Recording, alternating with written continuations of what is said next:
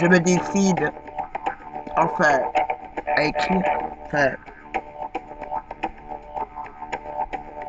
4 mois et demi après mon incarcération, en mandat de dépôt.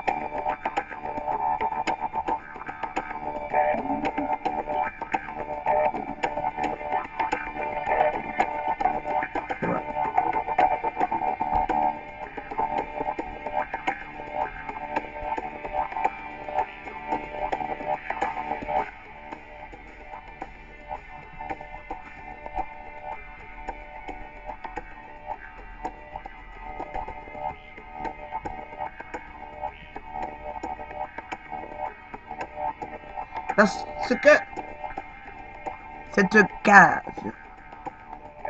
gigantesque, mais étriquée, qui nous traque dehors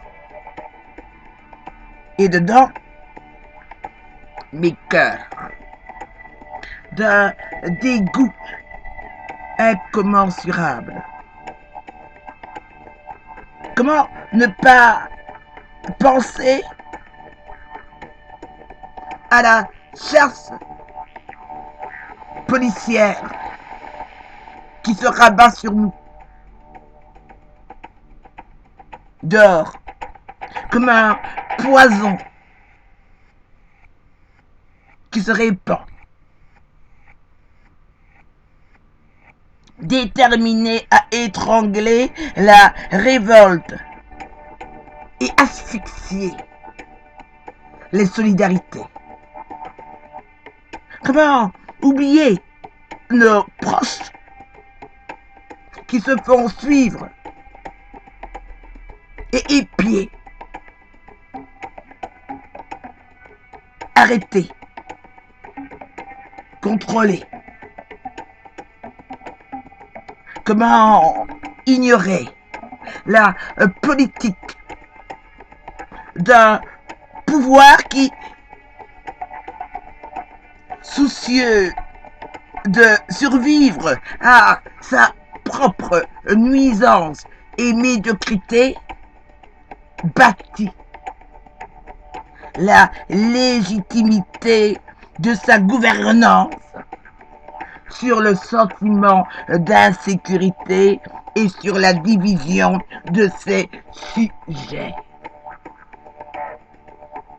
La crainte d'un crime macabre et de hordes de barbares.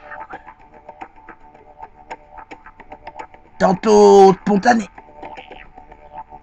tantôt organisé, est indispensable à l'État pour justifier une stratégie répressive.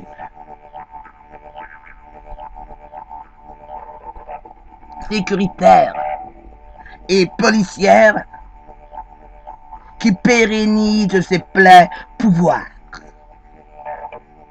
Oh!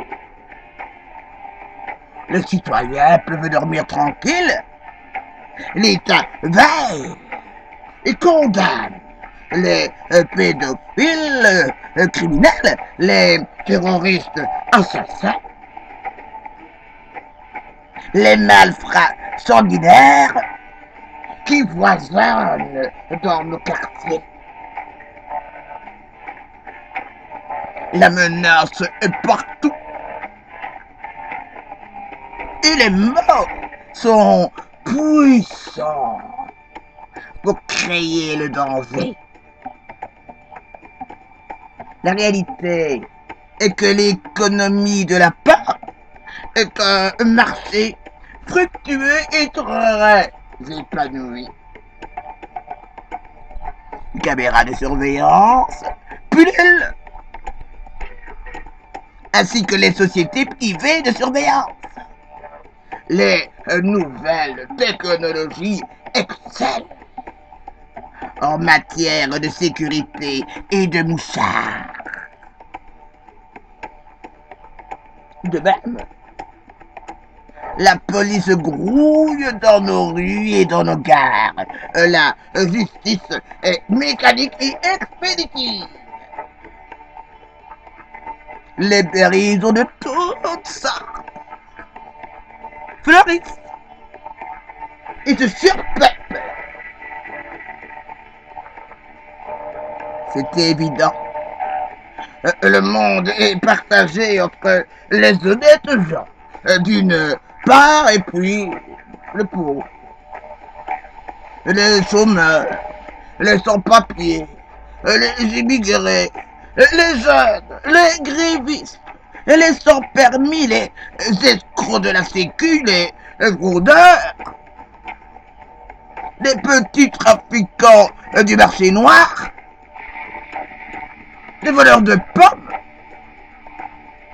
les agités qui outragent et se rebellent, les insoumis qui refusent l'identification et le fichage, les alcooliques,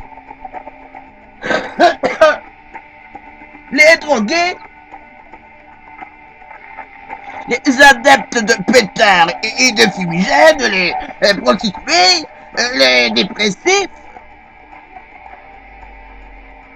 les bagarreurs, les faucheurs, les casseurs, les saboteurs, les fainéants, les curieux de lecture subversive,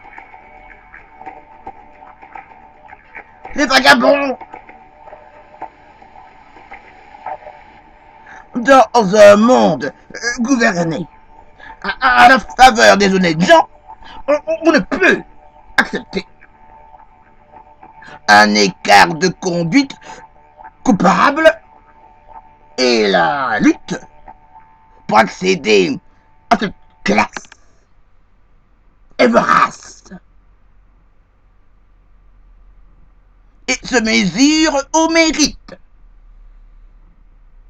Travaille avec zèle. Dénonce ton voisin. Élève tes enfants à la grandeur de l'identité nationale.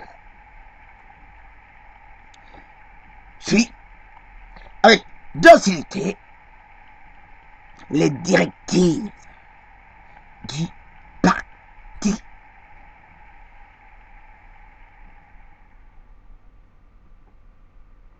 Existe-t-il réellement une conscience du monde aussi servile et exiguë?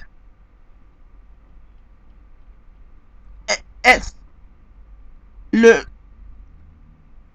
triste ordre qui nous régit? Nous ne sommes pas dupes et n'entrons pas dans ce jeu. Nous n'incarnons pas ces épouvantails.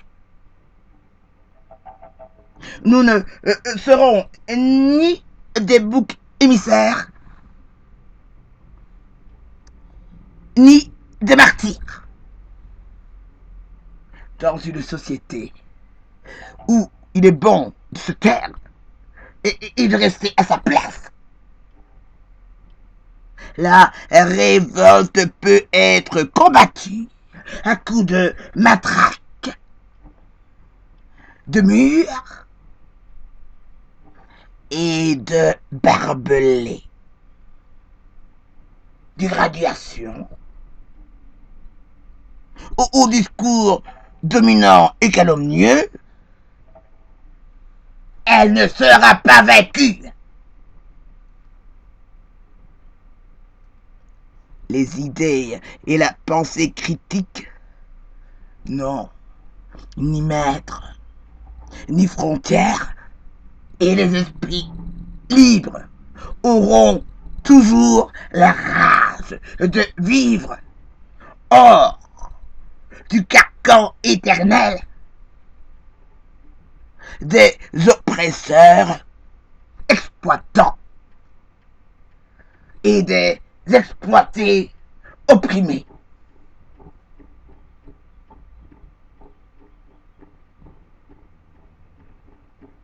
En 4 mois, j'ai exploré la maison d'arrêt des femmes de Fleury-Mérogis et le quartier des femmes de l'île Séquedin. D'ici un mois, je devrais fouler le centre pénitentiaire de Rouen. Que dire de cette expédition disloquée et inattendue qui nous arrache les pieds de la terre et la tête des nuages pour nous compartimenter, nous morceler, nous réduire en 1000 espaces-temps, en 1000 lieux et réalités, en un fouillis de soi, d'images de soi. Visages multiples, difformes ou amnésiques. Comment définir ce parcours de moi incertain entre police, justice, prison? Chaque pas est une progression dans une jungle de cages imbriquées les unes dans les autres, comme des poupées russes, muettes et censurées. Et chaque pas doit être un retour en soi pour recomposer les pièces dispersées de l'esprit et détruire les barreaux qui s'ébauchent dans les tréfonds du corps. Ce serait une folie que ma situation pénale et carcérale me colle à la peau. Nier notre propre conscience pour une paranoïa d'État est un acte suicidaire. Je ne sais pas exactement comment s'articule le pouvoir et les responsabilités entre les instances judiciaires et pénitentiaires. Toujours-il que mon transfert à Séquedin a été motivé officiellement par des dessins que j'avais faits de ma cellule et de la cour de promenade, susceptible de nuire à la sécurité de l'établissement. C'est un prétexte. Je m'appelle Issa, j'ai 28 ans. J'ai été arrêté à une autoroute pour détention de poudre pour pétard. Je suis considéré comme un artiste autonome.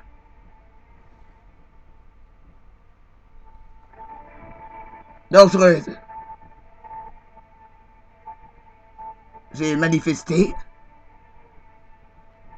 Ça va en 2008.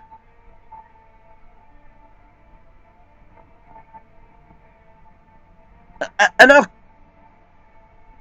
qu'un rêve d'évasion est sans doute la plus juste cause qui peut tenir éveillé un prisonnier. Enfin, de là à franchir le pas, la réalité est complexe. Il paraîtrait que mon transfert immédiat en région parisienne serait empêché par ce genre de querelle, la délicate question des détenus particulièrement surveillés. DPS. Voilà. coup, si jamais je n'étais pas libéré d'ici là, un transfert à Fresnes. Entre-temps, on m'a transféré entre Paris et Rouen, ce que j'ai accepté étant donné que la maison d'arrêt est plus possible pour mes proches. Mais je ne cesserai de regarder la précarité et l'illusion de mes droits de prévenus présumés innocentes qui sont pourtant tout à fait concordants avec l'incarcération, une enquête à charge, et puis ma supposée dangerosité. Cela entraîne un contrôle renforcé, justifie l'éloignement et l'isolement vis-à-vis des proches et de la défense. Ma condition. J'ai passé 2h30 dans une cage à lapin, d'un fourgon de la gendarmerie, avec les mains menottées, quelques trous d'aération à peine, la lumière du jour, sans boire ni manger, jusqu'à arriver au tribunal. Discuter quelques minutes avec l'avocat, que je n'avais évidemment pas choisi. Pas vu.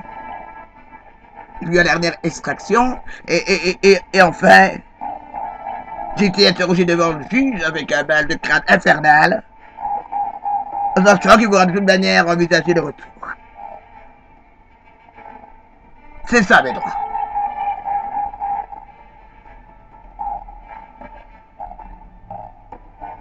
Cinq jours d'un cauchemar sous tension, en garde à vue, avec des accusations lourdes et dans des proportions que je n'aurais même pas soupçonné. L'attente interminable a commencé. Jusque quand? Au bout de 2 mois, j'ai complètement renoncé à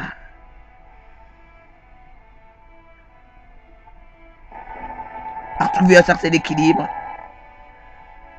lier les connaissances, et puis j'ai préféré me casser encore un peu dans la logique punitive et me séparer de nouveau.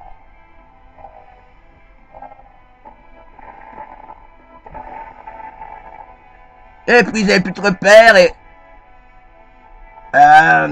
grande, belle prison sécurisée, où j'ai bien à manger sans doute, comme on le dit dehors, de larges couloirs éclairés, ponctués de caméras, des globes de protection, une petite cour sans âme sous vidéosurveillance, tapissée de goudron et cerclée d'une double rangée de grilles et de barbelés.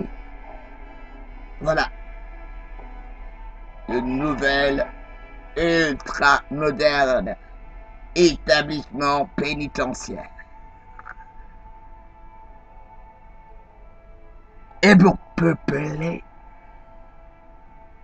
de fantômes cet espace morne, la cellule munie d'une douche, d'une télé d'office et de 5 prises électriques,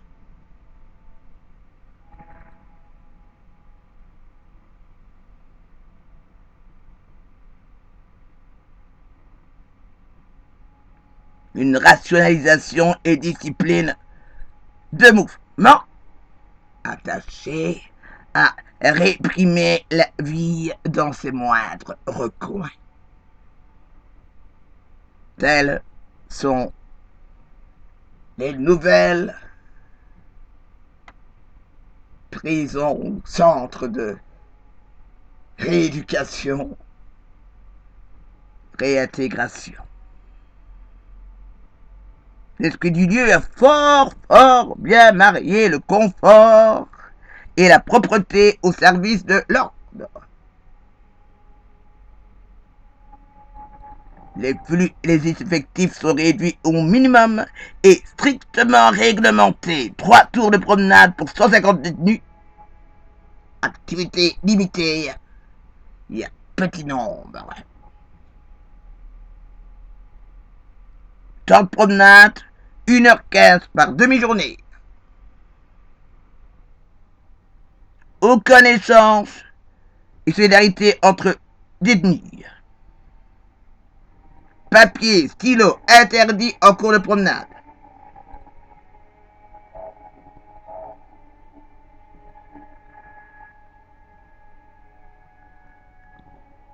Nouvelle prison gérée par une société privée. Le sujet, Sodexo. Oh, la vieille copine également présente dans le projet de la super prison de Anne. Mad.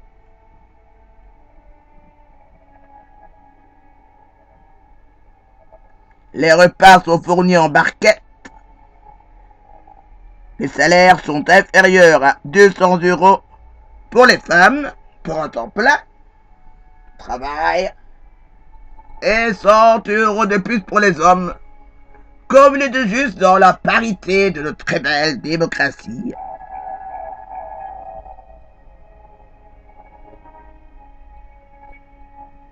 Le futur quartier pour mineurs soit un quartier ultra sécurisé, avec nouvelle file de barbelés en plus.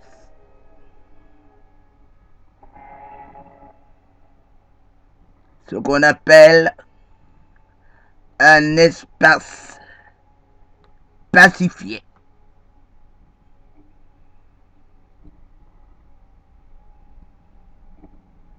Il est extrêmement rare d'entendre les détenus frapper les portes.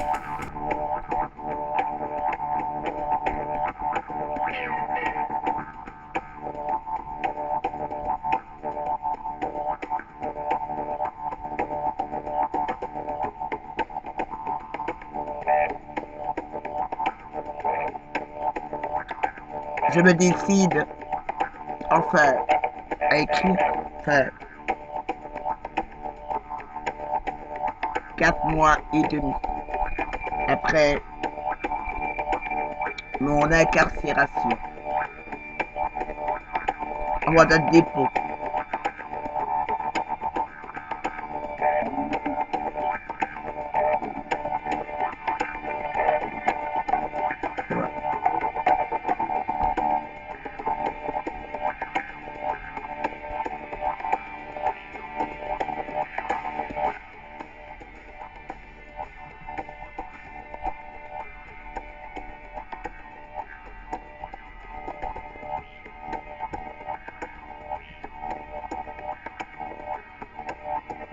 Parce que cette case gigantesque, mais étriquée, qui nous traque dehors et dedans, mes cœurs, d'un dégoût incommensurable. Comment ne pas penser à la chasse policière qui se rabat sur nous dehors comme un poison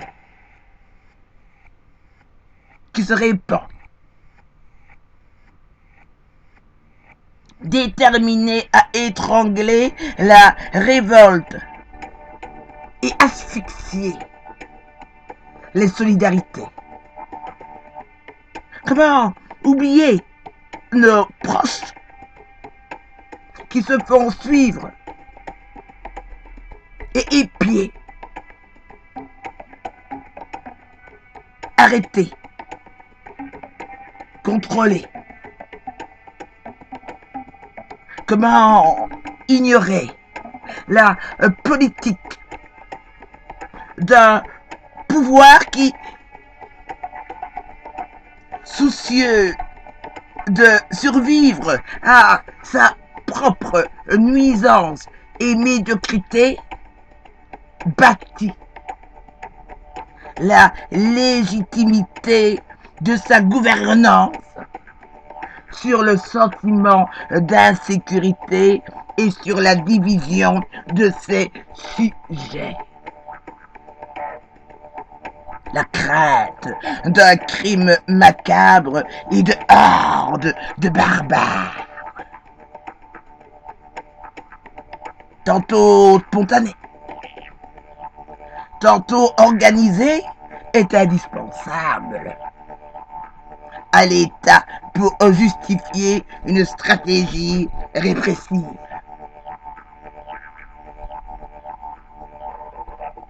Sécuritaire et policière qui pérennise ses pleins pouvoirs. Oh, le citoyen peut dormir tranquille. L'État veille et condamne les pédophiles criminels, les terroristes assassins, les malfrats sanguinaires qui foisonnent dans nos quartiers. La menace est partout. Et les mots sont puissants pour créer le danger. La réalité est que l'économie de la peur est un marché fructueux et très épanoui. Caméras de surveillance, pullulent, ainsi que les sociétés privées de surveillance. Les nouvelles technologies excellent en matière de sécurité et de mouchards. De même, la police grouille dans nos rues et dans nos gares. La justice est mécanique et expéditive. Les prisons de toutes sortes fleurissent et se surpeuplent. C'est évident. Le monde est partagé entre les honnêtes gens d'une part et puis le pauvre, les chômeurs, les sans-papiers, les immigrés, les jeunes, les grévistes, les sans-permis, les escrocs de la sécu, les fraudeurs, les petits trafiquants du marché noir, les voleurs de pommes, les agités qui outragent et se rebellent, les insoumis qui refusent l'identification et le fichage, les alcooliques, les drogués,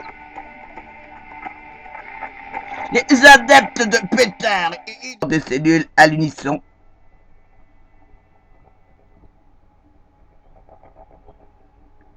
J'attends.